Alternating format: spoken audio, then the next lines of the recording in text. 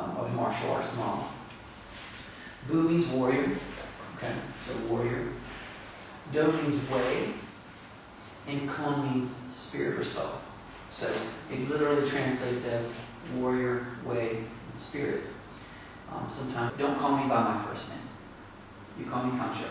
Okay, just one more time. You want to see it one more time? Okay, go ahead. So, he's going to press back down, raising down. So the technique begins from downward dog. So he's going to elevate his heels first thing.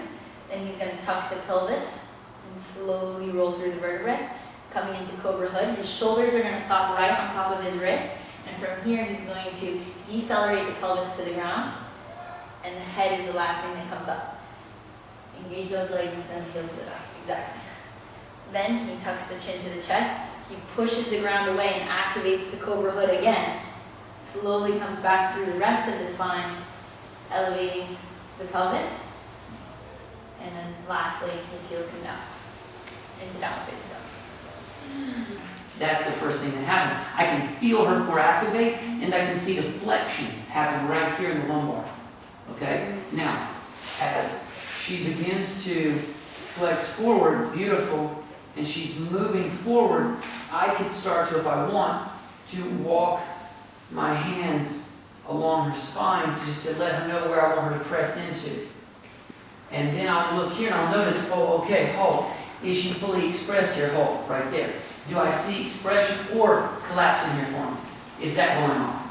And do I need her to press, and I'll say press into this area. I don't need, if I see her shoulder blades popping up, she's collapsed in between the shoulder blades, which is in the rhomboid region, which means I know her chest, her sternum is forward, which means that her shoulder girdle is extending back, which means she's collapsing forward.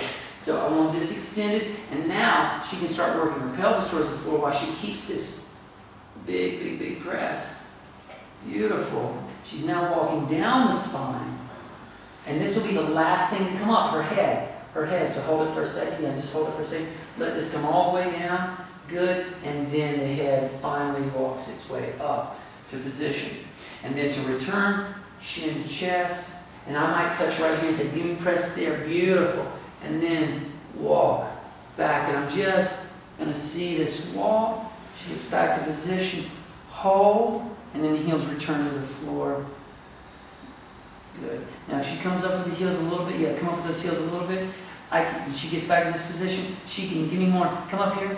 Give me more extension to the spine. There. Now lower the heels. Good. Here, and you can press up off the ground using those muscles. That's what that's about. Yeah, that's good. That's what it's for. So what we're learning to do is we're learning to find that muscle group through this movement, because the weakest areas of the body typically in people are the shoulder girdle. Mostly females, men not as much, but definitely females, because you're not pressing the ground, you're not pressing things away from you. Men are. We're pulling and pushing things away more as men. Girls are not. So for you to find out how to access, how to be, see that you can see that activation starting there. And that's the same as here. Yeah, you can, yeah, exactly. That's all it is. You just straighten the arms out. In this case, I bend the arms first, and then I lift to here. I just happen to take my feet up and everything with me. To feel that, engagement, and feel that experience of connecting there, and then ultimately connecting back, as you're saying, the other way. And just, so you've got this experience, this full extension, and you've got this full flexion. You have to, bless you. You have to bend your arms slowly with control.